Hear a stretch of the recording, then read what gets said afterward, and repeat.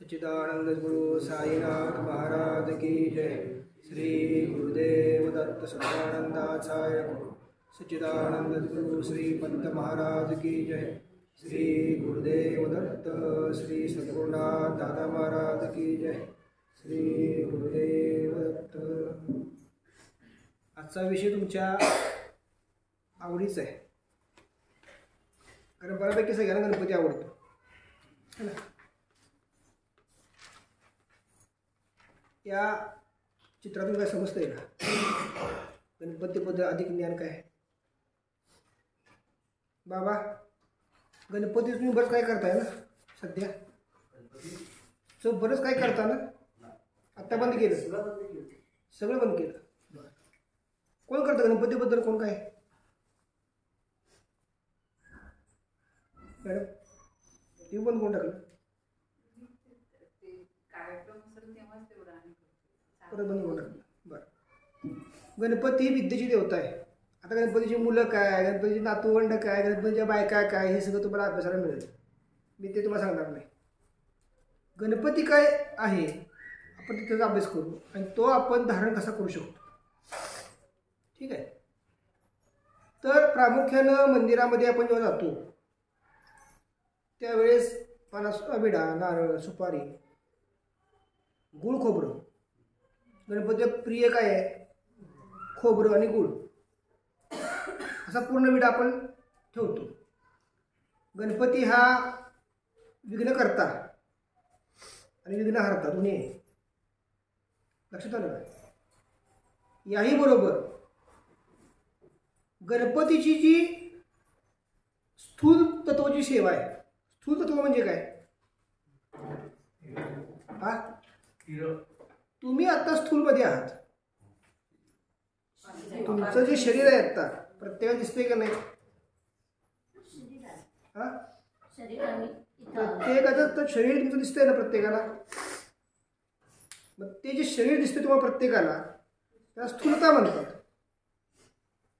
तुम्ही उपासक स्थूलतेचे आहात। काय सांगतोय? तुम्ही उपासक स्थूलतेचे आहात। तुमचं शरीर स्थूल आहे आणि तुम्हाला देवता ह्या स्थूल रूपी म्हणजे फोटो रूपी, चित्ररूपी किंवा मूर्तीरूपी आवडतात, बरोबर ना? आता स्थूल देवतेची उपासना काय किती वर्ष करायची? भक्त या रूपात 12 वर्ष करायची। काय सांगितलं? भक्त या रूपात 12 वर्ष स्थूल देवतेची उपासना करायची। आता त्यामध्ये काय येतं? पंचोपचार पूजा आणि षोडशोपचार पूजा। आता गणपतीला समजा दुर्वा हवे असतील तर खेडेगावामध्ये काय केले जातात?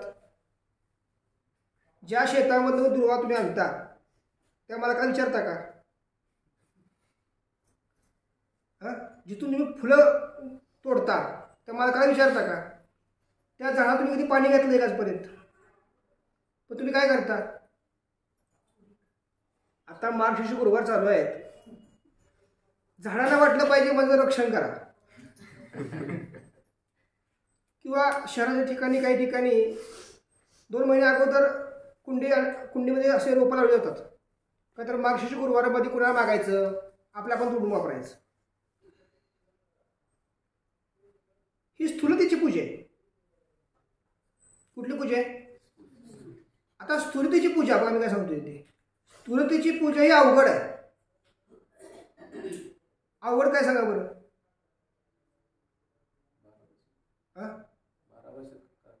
नाही, 12 वर्ष करायला लागतं हे तप झालं, परंतु ती जी तुम्ही साधनं वापरताय ही स्वकष्टाची नाही आहेत। आघाडा, शमी, दुर्वा, लक्षात आलं का? अशा जगात तुम्ही वस्तू आणता। सुपारी जरी आणायची म्हणलं बिड्यासाठी तसे काय बारकी मागून गणपतीला वापरणार आहे, बारकी सुपारी द्या। चुकून जर मोठी सुपारी जर गणपतीला दिली त्या घशाला आणायचं करायचं काय? देवता म्हणले की आपण काय करतो?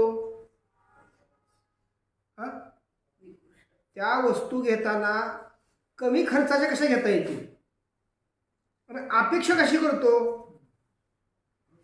एक अगरबत्ती लावली तुला आता देवा, 1 रुपये 1 लाखाचं काम कर. लक्षात येते का? स्थूल उपासना जे आहेत, स्थूल उपासना जे आहेत त्या समाधानासाठी करतो आपण. कशा करता करतोय? आता बघा की गावामध्ये लोकसंख्या समजा 10,000 आहे आणि गणपती मंदिर एक आहे, तर 10,000 लोक जर संकष्टी गणपती मंदिरात गेली तर गणपती मूर्ती राहील का बाबा? 50 लोकांनी तुम्हाला नाम ओढायचं ठरवलं, नाम ओढायचं, तो तुमचा कपाळ तुमच्या जागेवर राहील का? हा, येणार तर तुम्हाला नामच ओढणार हो, म्हणजे तसा गणपती सापडणार. हा, म्हणजे तत्व जे आहे. आणि आता गणित कसं आहे, षोडशोपचाराचे पूजन आहे तर नियम आहेत. नियम काय आहेत? सदा सुचिरभूत होऊन पूजा करावी. आता सुचिरभूत कशाला करायचं? मनाला का देहाला? काही लोक फिरायला म्हणून गणपतीला जातात. म्हणजे आता वेळ जात नाही आपल्याला ना, टेकडीवर गणपती तिकडे येऊन फिरूया, किंवा गुजगोष्टी करण्याकरता गणपतीकडे जातात. घरी माणसं दमवतात, बाहेर कुठे ठिकाणं नाहीत हल्ली शिल्लक राहिलेली, मग आता कुठं? गणपती मंदिर गुजगोष्टी करायला. काही लोक असे आहेत की फल आल्या म्हणून गणपती विसरून येऊन बसतात. त्या मूर्तीने करायचं काय? लक्षात येतंय का? तर ही जी उपासना आहे स्थूल तत्वाची, ही किती वर्ष करायची? 12 वर्ष करायची.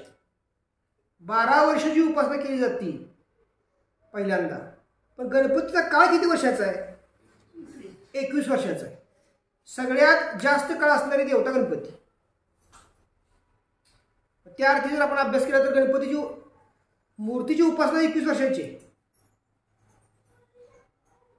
काय सांगतोय? गणपतीच्या मूर्तीची उपासना 21 वर्षाची आहे.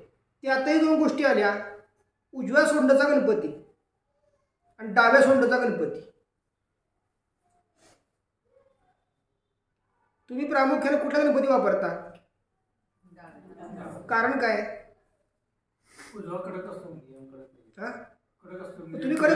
तुम्ही कडकपणा की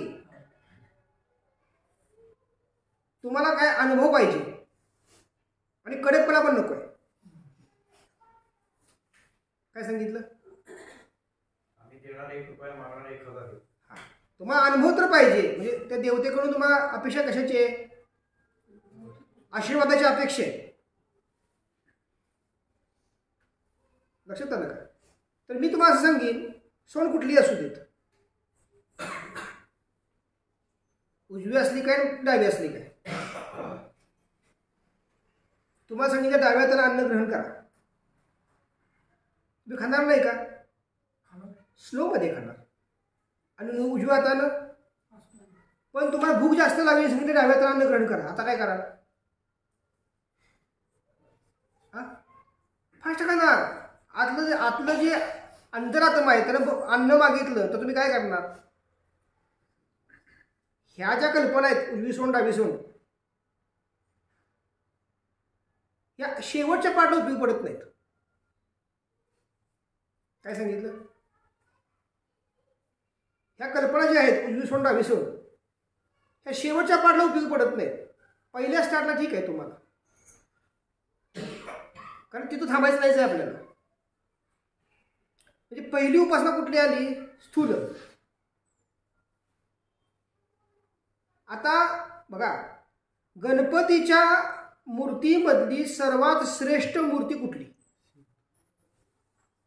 सोंड सोडून द्या. आता रंग सांगा.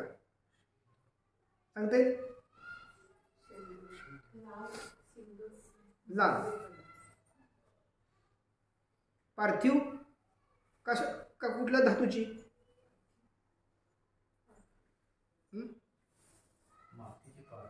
मातीची पार्थिव. कलर लाल फिक्स तुमचा, तर कलर शेंदूर पाहिजे. शेंदूरचा कलर आहे. आता त्याची मूर्ती सध्या कुठे आहे सांगू शकाल एखादी? हा, सारसबाग पुण्यामध्ये आहे. अजून अष्टवे शेंदुराचे सगळे आहेत. अजून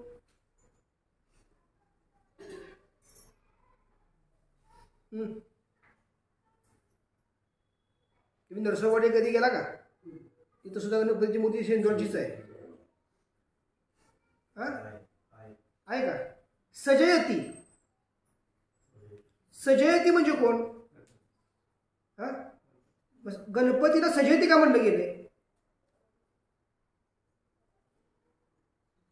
बोला, किरण काय सांगता येईल? गणपतीला सजयती का म्हणलं गेले?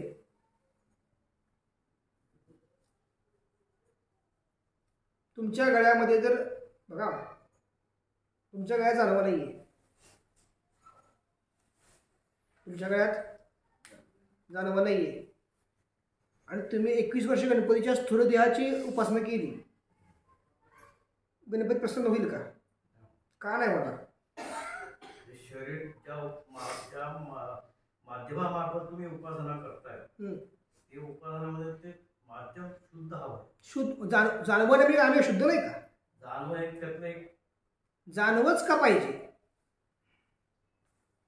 मी टोपी घातली, या अल्ला कर मदत, काय प्रॉब्लेम आहे? जाणवच का पाहिजे तुम्हाला?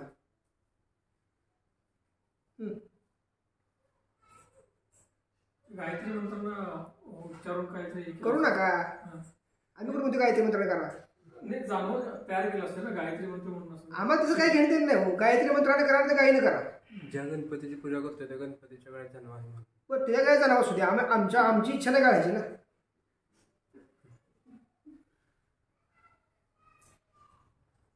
तुझ्या गळ्यात कवच कुंडल आहेत म्हणून मी घाला असं काही शास्त्र नाहीये. पण लग्नामध्ये बांगड्या घातल्या जातात, नंतर बांगड्या घातली जातात, असंही काही शास्त्र नाहीये.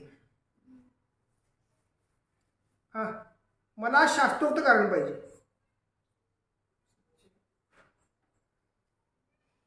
दिल से और सच्चे दिल से फर्क क्या है? दिल से और सच्चे दिल से इसमें फर्क क्या है? जो दिल से करता है ना वो सच्चा कर सकता है, ऐसा कोई मुझे बता नहीं सकता. पर लेकिन जो सच्चे दिल से करेगा वो दिल से करे या न करे उसका कोई मतलब ही नहीं, क्योंकि वो दिल सच्चा होगा. काय कळलं? गणपती हे दैवत आहे. हे कुणाचं दैवत आहे?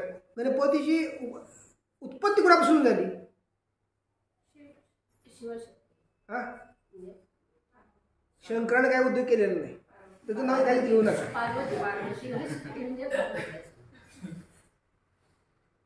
बाबा काय सांगू शकाल? गणपतीची उत्पत्ती कुणापासून झाली?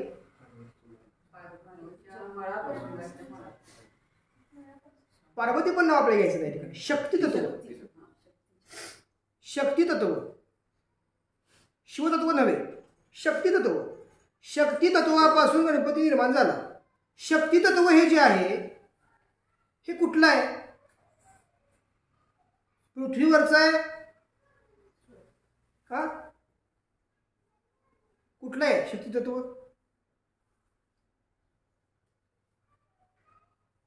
बोला. हा, कैलासावर आहे. कैलास कुठं आहे? शक्ती तत्व हे देवलोकातलं आहे. तुम्ही गणपती देव मानता ना? हा, शक्ती तत्व कुठलं आलं? देवलोकातलं आहे.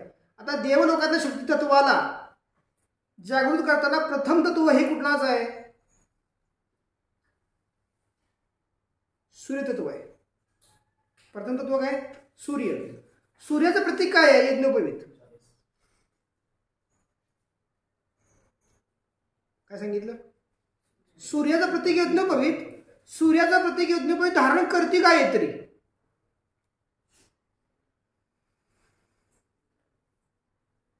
यज्ञोपवीत कुणी तयार केलं? शिवाने तयार केलं. तुमच्या यज्ञोपवीताला ब्रह्मगाठ आहे का नाही? ब्रह्मगाठ त्याला नाव काय दिलंय? ती गाठ आहे ना, ती सूर्याचं प्रतीक आहे. मी ब्रह्मानं असं वरदान दिलंय की ज्याच्या शरीरामध्ये यज्ञोपवीत आहे आणि जो ते नियम पाळून करतो त्याला विश्वातली कुठलीही दुष्टशक्ती त्रास देणार नाही. काय सांगितलं? विश्वातली कुठलीही दुष्टशक्ती त्रास देणार नाही म्हणून यज्ञोपवीताचा एक मान दिला गेला. यज्ञातून निघालेलं उपवीत, यज्ञातून निघालेलं उपवीत म्हणजे यज्ञोपवीत. त्याचा एक वेगळा मी व्हिडिओ यूट्यूबला टाकलेला आहे, बघून घेऊ शकता. आता मला काय सांगायचंय, यज्ञोपवीत धारण नाही केलं आणि गणपती उपासना तुम्ही सुरू केली तर काय होईल? देवता प्रसन्न होण्यापूर्वी त्यांचे गण येतात. गण माहिती आहे का? काल मी सांगितलं होतं तसं गणपतीचे गण आहेत. पहिले उंदरापासून इंद्रापर्यंत कोण गण आहेत? उंदरापासून इंद्रापर्यंत त्याला म्हणतात विघ्नकर्ता.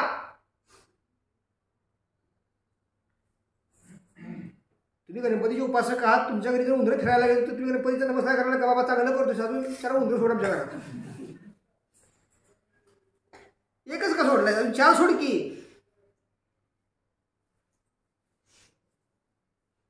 एकवीस वर्ष गणपतीचं तत्व काय सांगतं?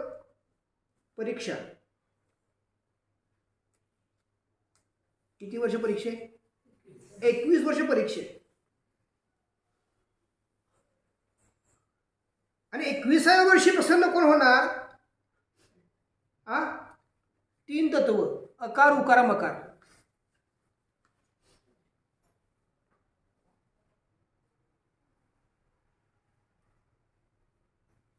पण 21 वर्ष बघा, आता 21 वर्ष स्थूल तत्वातून गणपती प्रसन्न करून घेणं काय सांगतोय? 21 वर्ष स्थूल तत्वातून गणपती प्रसन्न करून घेणं अवघड आहे. कारण गणपतीच्या उपासनेला लागणारा सगळा औपचार स्वकष्टाचा पाहिजे.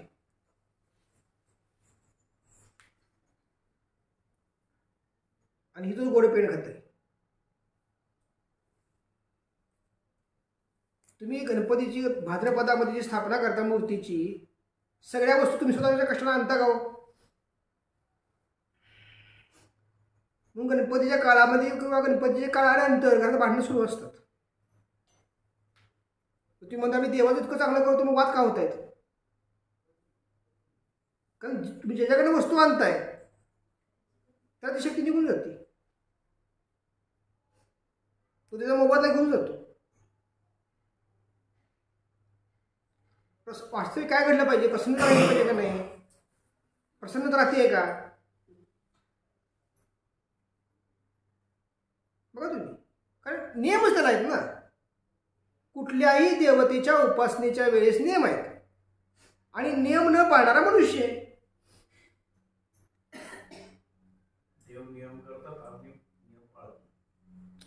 नियम का पाळत नाही तुम्ही सांगा बरं? तुम्ही नियम का पाळू शकत नाही? नाही, तुम्हाला नियम माहित नाही. तुम्ही करत नाही असं नाहीये. तुम्ही, मी असं म्हणेन की ज्याला नियम माहित आहे त्याच्यापेक्षा तुम्ही जास्त करता. ते पुढे येईल तुम्हाला, ते पुढे गोष्टी समजतील. ते आता जो करत नाही ना त्यापेक्षा तुम्ही जास्त करता, तरी पण तुम्हाला ती तत्व प्रसन्न नाही होत. कारण त्यातलं मर्म तुम्हाला माहित नाही. काय माहित नाहीये? आता बघा ना, पूजेला किती वेळ लागेल?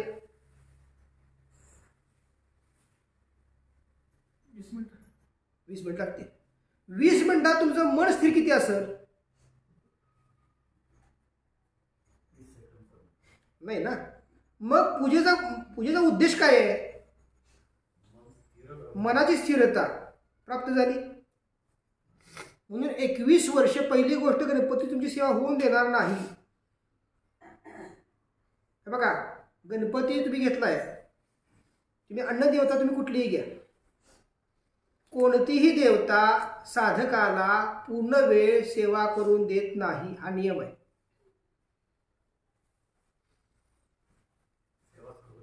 पूर्ण 12 वर्ष. आता गणपती सोड, तुम्ही जर हे केला गणपती, तर बाकीचे देव जे देव आहेत त्यांची उपासना कालावधी 12 वर्षाचा आहे. कोणी छाटी ठोकून सांगू शकत नाही की मी 12 वर्ष सेवा केली म्हणून. असं तर मला सांगा बाबा, मी 12 वर्ष सेवा अमुक देवतेची केली.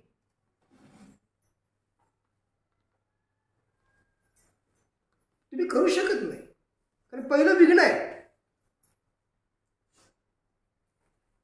पहिलं काय? विघ्न, आणि मग सुख. म्हणून तुम्हाला जिवंत गुरुची गरज लागते, की जो त्याचा अभ्यासक आहे, त्या विषयाचा अभ्यासक आहे, असा गुरु पाहिजे.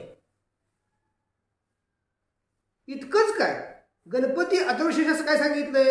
इदम अथर्वशीर्ष अशिष्यास न देयम. जो गुरु असेल त्यानं त्या शिष्याची पात्रता पारख केली पाहिजे. आणि तो अशिष्य वाटत असेल, तो अशिष्य म्हणजे काय? लोभापोटी आलेला शिष्य. माझं घर होऊ दे, मला मूल होऊ दे, मला अर्थार्जन मिळू दे,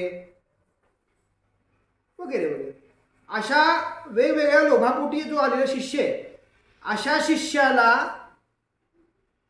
अथर्वशीर्ष शिकवू नये असं त्यात दिलंय. पण तुम्ही जर अथर्वशीर्ष म्हणताय, तुमचा उद्देश मुळात काहीतरी लाभाचा आहे ना.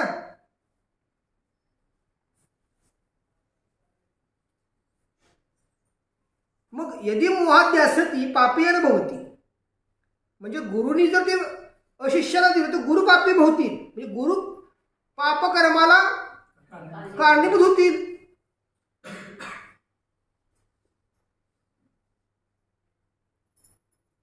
आहे का नाही वाक्य सांगा तुम्ही त्यात. आता कमर्शियल पोटी काही लोक व्यवसाय म्हणून ते करतात, तो विषय माझा नाही. आणि स्तोत्र वाचवले असे माझं म्हणणं नाही. पण लाभाचा जर विषय किती घेतला, तर तुम्ही आज गणपती अथर्वशीर्ष म्हणत असाल तर तुम्हाला योग्य गुरुने ते दिलंय का, असा प्रश्न स्वतःला विचारायचा. आता बघा, स्थूल तत्वाबरोबर सूक्ष्म तत्व केल्याशिवाय स्थूल तत्व साध्य होत नाही. काय सांगितलं? स्थूल तत्वाबरोबर सूक्ष्म तत्व घेतल्याशिवाय स्थूल तत्व साध्य होत नाही. म्हणजे कसं? गणपतीची पूजा करताय तर तोंडानं ओम गंग गणपतये नमः, ओम गंग गणपत, तोंडानं तुम्ही म्हणत राहता, ते सूक्ष्म तत्व आहे.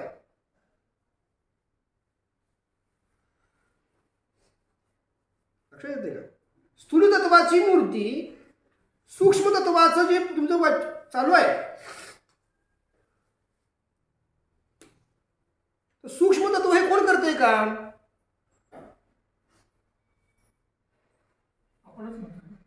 आपण म्हणजे कोण? सूक्ष्म देह काम करतोय. वाचा जी आहे स्थूल नाही ना. नाहीतर मला 1 किलो वाचा दाखवा बरं इथं. हा, बाजारात 1 किलो वाचा नाही, वाचा घेऊन या बरं विकत. एक जुनी म्हण आहे, बोललेले शब्द माघारी येत नाहीत. स्वारी म्हटलं तरी सुद्धा. तर स्वारी म्हणल्यानंतर पुढच्या माणसाच्या मनात ते किती रुजलंय स्वारी करायचं, त्याच्यावर सगळं ते काम अवलंबून आहे. अर्धा तास जर शिवाय दिली, अर्धा तास, आणि एकदा स्वारी, तर ते विचार करते व्यक्ती, अरे अर्धा तास मला बोललंय, हे किती बोललंय, आता स्वारी फक्त म्हणतोय, मी नाही माफ करणार. सूक्ष्म तत्व माघारी घेता येतंय का? नाही घेता येत. लक्षात आलं का? स्थूल तत्वाबरोबर सूक्ष्म तत्वाची उपासना झाल्याशिवाय स्थूल तत्व सिद्ध होत नाही.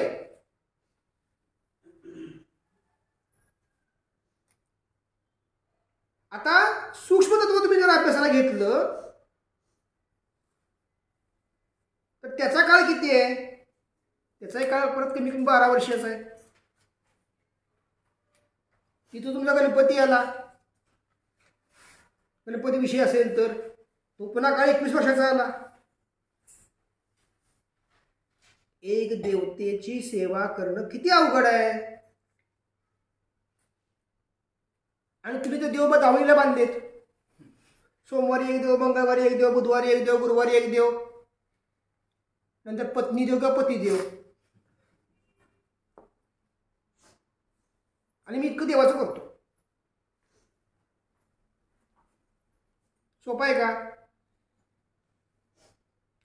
आता सूक्ष्म तत्व जे ह्याची ओळख कशी घेता येईल सांगा बरं? हा काय पाहिजे? नाही सांगा ना. पण तुम्ही आजपर्यंत गणपतीचं काही बरं काही केलंय का नाही? स्वतः बिन सोंडेचा गणपती तर स्वतः झालाच की प्रत्येक जण.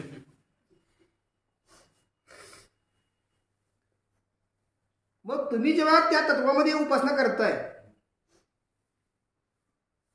ते म्हणजे 20 मिनिटं पूजा करताना म्हणले ना गणपतीची. मग 20 मिनिटातल्या पूजेमध्ये गणपती तुम्हाला किती अनुकूल झाला? का गणपती समजा मोदक अनुकूल झाला? का मोदक करणारी अनुकूल झाली? हा संकष्टीला घंटा वाजती, शेजारी म्हणतात हे उठलं वाटतं, टाण टाण टाण टाण टाण झालं असते सगळं संकष्ट चतुर्थीला. सुका लागत नाही. काय सांगता येईल? घ्या उदी, प्रत्येकानं चिमट अशी उदीची धरायची, डोळे बंद करायचे.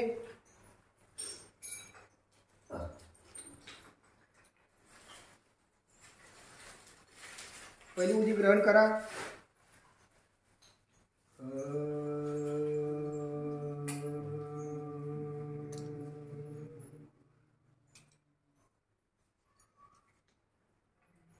अवधान मुद्रा घ्यायचे. 2 हात गुडघ्यावर. बसताना अर्ध पद्मासन. कंठातून ओंकार. माझ्या स्वरास्वर मिक्स करायचा.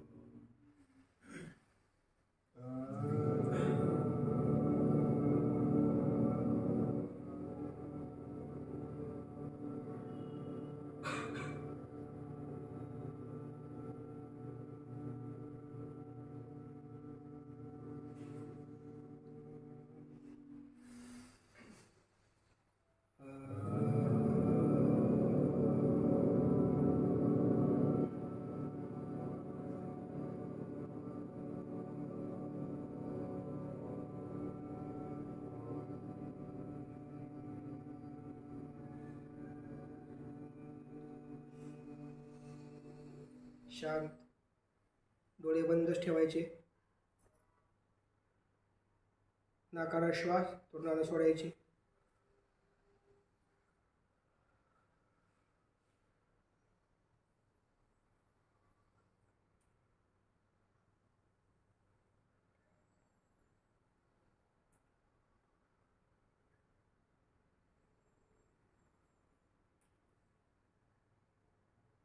सच्चिदानंद गुरु साईनाथ महाराज की जय. श्री गुरुदेव दत्त सदानंदाचार्य. सच्चिदानंद गुरु श्रीमंत महाराज की जय. श्री गुरुदेव दत्त श्री सद्गुरुनाथ दादा महाराज की जय. श्री गुरुदेव दत्त. डोळे उघडा. कसं वाटलं बाबा? किती वेळ लागला याला?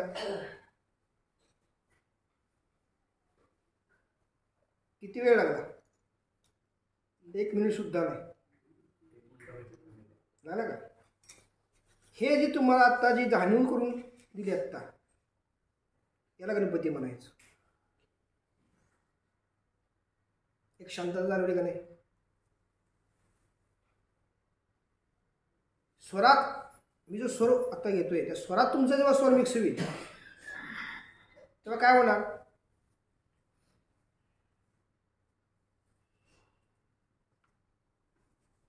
जो स्वर आहे तोच गणपती. काय कळलं? आता हे कसं काय? मित्र म्हणतोय तुम्हाला ते मूर्ती गणपती तुम्ही मानता आता, आणि मी तुम्हाला सांगतोय स्वर हा गणपती आहे.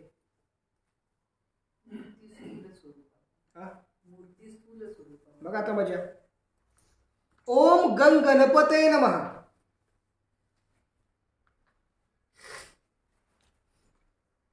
हा शब्द आहे. गणपती शब्द आहे. शब्द हे सूक्ष्म आहे. काय सांगितलं? शब्द हे सूक्ष्म आहे. तुम्ही एखाद्या व्यक्तीने नाव मारलं, नावाने हाक मारली, स्थूल व्यक्ती सूक्ष्म नाव, स्थूल व्यक्ती सूक्ष्म नाव. आता बघा, सूक्ष्म नाव आहे, सूक्ष्म व्यक्ती तयार झाला.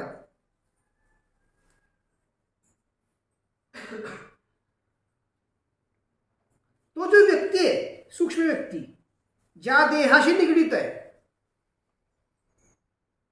सूक्ष्म व्यक्ती ज्या देहाशी निगडीत आहे त्या देहात जो जीव आहे,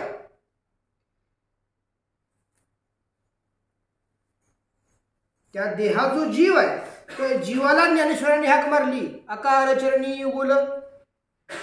अकार चरणी युगुल उकार उदर विशाल मकार महामंजन मस्तकाकारे. बरोबर ना? हे तिन्ही एकवटले. विधी विराणे ऐकलेत ना? एक शब्द ब्रह्म प्रकटले ते मी श्री गुरु कृपे नमिले आदि बीज. स्वर आदि बीज आलाय. काय कळलं?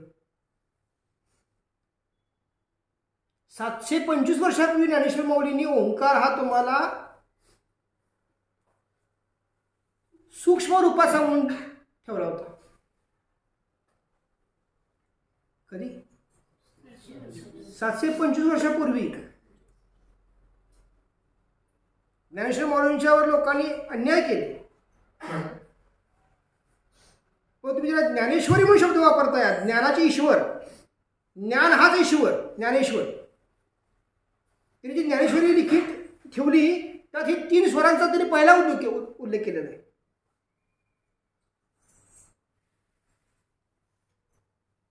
आणि दुसरं वाक्य तुम्ही तो ग्रंथ जर अभ्यासला तर पहिलंच वाक्य आहे, ओम नमोजी आद्या वेद प्रतिपाद्या जय जय स्वस्ववेद्य आदि बीज, म्हणजे ओंकार.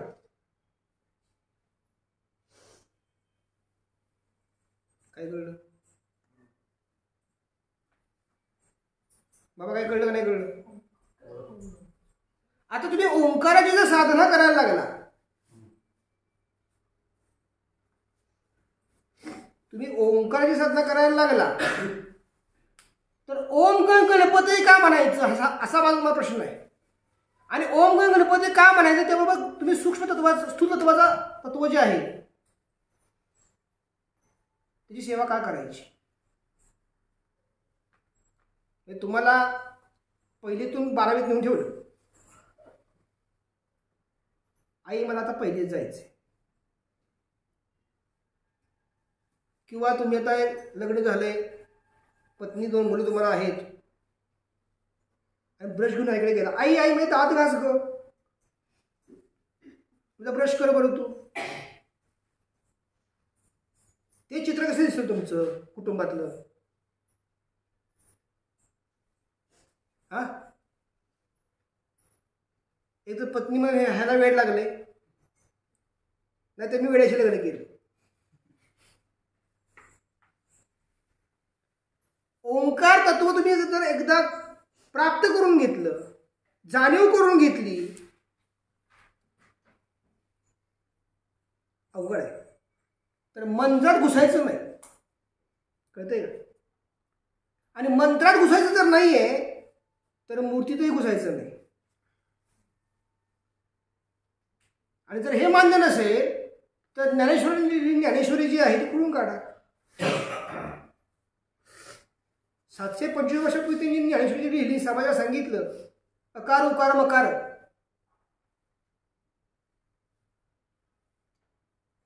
हे खुडून काढा. हा स्वर आहे.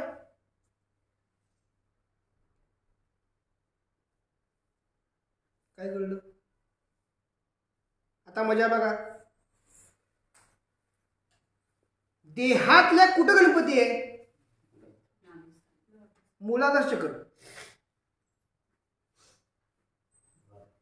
हा, तुम्ही जिथं बसताय, तुमच्या देहाचा स्पर्श ज्या धरतीला होतोय तिथं गणपती आहे.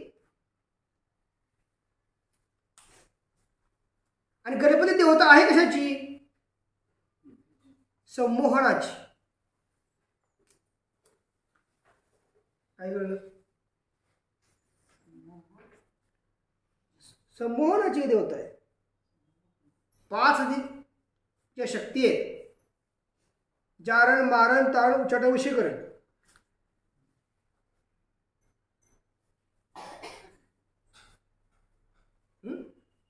तारण शक्ती आहे ती आणि मारण शक्ती आहे, पण संमोहन शक्ती आहे ती. आकर्षण शक्ती आहे. गणपती काय? आकर्षण देवता आहे. कळते का? वर्ण जाते. आता आपण बेसिकला आलो. आता कुठं आपण आलो? बेसिक लागता आलो. गणपती ही आकर्षण देवता आहे, आकर्षण शक्ती आहे. तुम्हाला जर कोण मारायला आला तर शक्ती मारणार, तिला मारण शक्ती कार्य करणार. एका गणपती सगळ्या शक्ती आहेत. तारण मारण जारण उच्चाटन वशीकरण म्हणजे गणपती. काय वाक्य सांगतोय मी तुम्हाला? तारण मारण जारण उच्चाटन वशीकरण म्हणजे गणपती. कसं सांगा बरं? प्रूव्ह करा. आहे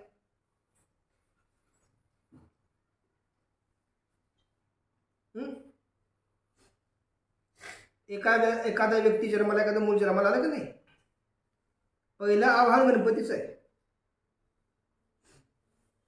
घरात ते माणसं म्हणतात गणपती बिडा काढला का? एखादं संकट आलं का नाही की जुन्या काळात गणपती पाण्यात ठेवायचे. तू संकट घे, आम्हाला संकट मुक्त कर.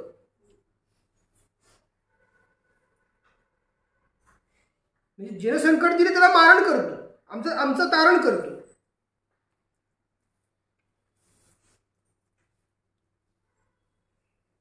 लक्षात आलं का? आणि तुम्ही ज्या ठिकाणी बसून ते हे करता ते स्थान सिद्ध होतं, वशीकरण तिथं तयार होतं, पवित्रता तिथं राहते.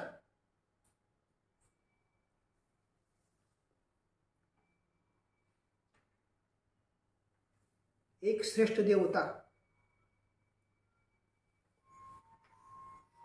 म्हणून मी सांगितलं की आता बघा ना, इतकी श्रेष्ठ देवता असताना तुम्हाला ती सहज प्राप्त होईल अपेक्षा करताय कशी?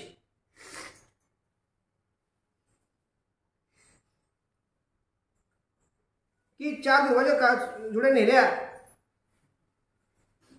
सिंदूर नेला टाकला का त्याच्या अंगावर, ओम गणपती मा म्हणले, गणपती प्रसन्न झाला.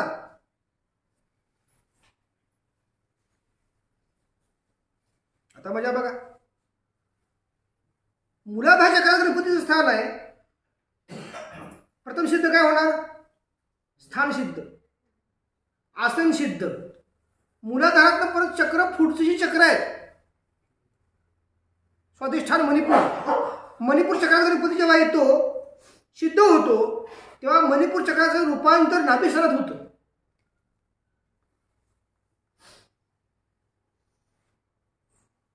चक्र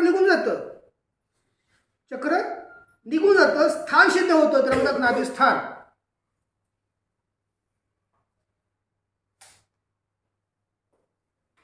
तुम्हाला चक्र सिद्ध करायचे का स्थान सिद्ध करायचे? स्थान सिद्ध झालं पाहिजे ना. तुम्ही एक व्यक्ती, तुम्ही कोण? एक व्यक्ती. तुम्ही एक व्यक्ती कुठे राहता हा ऍड्रेस महत्वाचा आहे. नुसतं तुम्ही एक व्यक्ती महत्वाची नाहीये.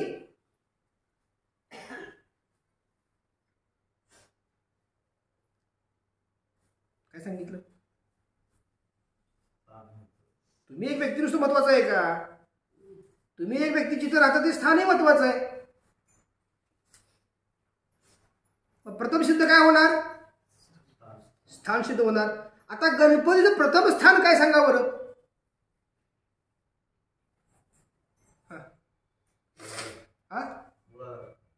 प्रथम चक्र मूलाधार झालं, स्थान मूलाधार नव्हे, नाभिस्थान. नाभिस्थान हे निर्माण कुणामुळे झालं?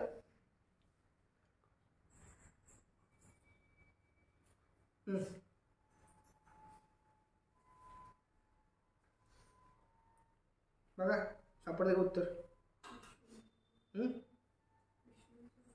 नाभिस्थान निर्माण कोणामुळे झालं?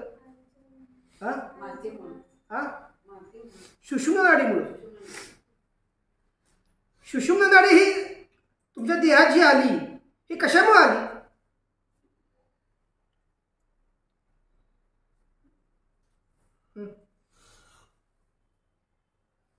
थोडं डीप चाललंय आता आपण.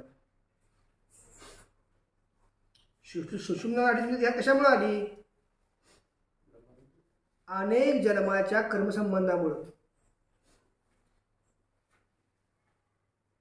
काय कळलं? आता मजा कशी आहे बघा.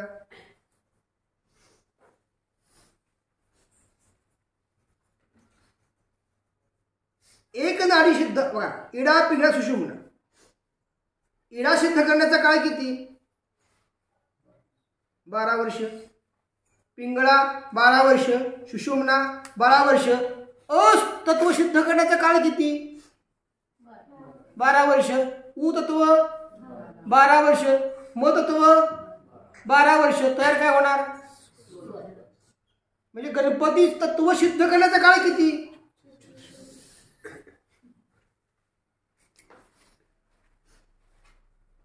गणपतीची मूर्तीमध्ये चैतन्य आणण्याचा काळ किती?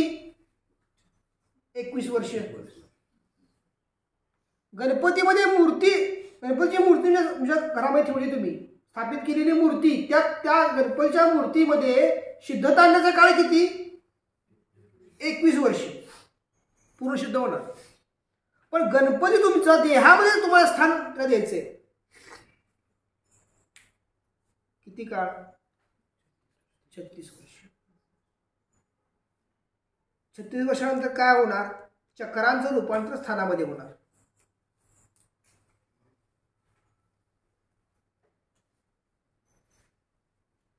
विषय कळतोय का? वर्ण जातोय?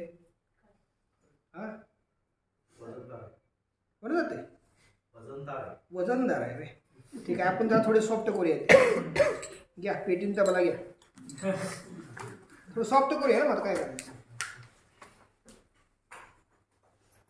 सुख करता दुःख हरता वार्ता वेगणाची मधुरे पुरवे प्रेम कृपादयाची सर्वांगी सुंदर विषेंदुराची कंठी जळके माळ मुक्ता फळांची जय देव जय मंगल मूर्ती दर्शन मात्रे मन स्मरणे मात्रे मन स्थापना पूर्ती जय देव रत्न खचिता गौरी कुमरा चंद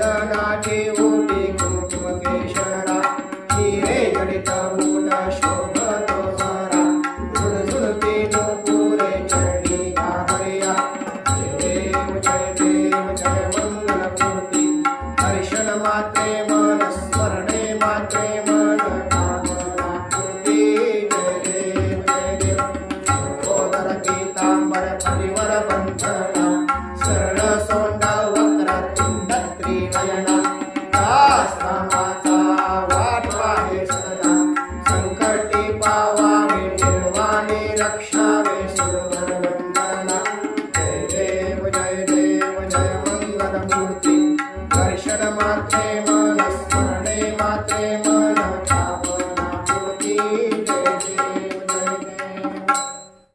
सच्चिदानंद गुरु साईनाथ महाराज की जय श्री गुरुदेव दत्त सदानंदाचार्य सच्चिदानंद गुरु श्री पंत महाराज की जय श्री गुरुदेव दत्त श्री सद्गुरुनाथ दादा महाराज की जय श्री गुरुदेव दत्त दीप बदल रे बंद कर चालू कर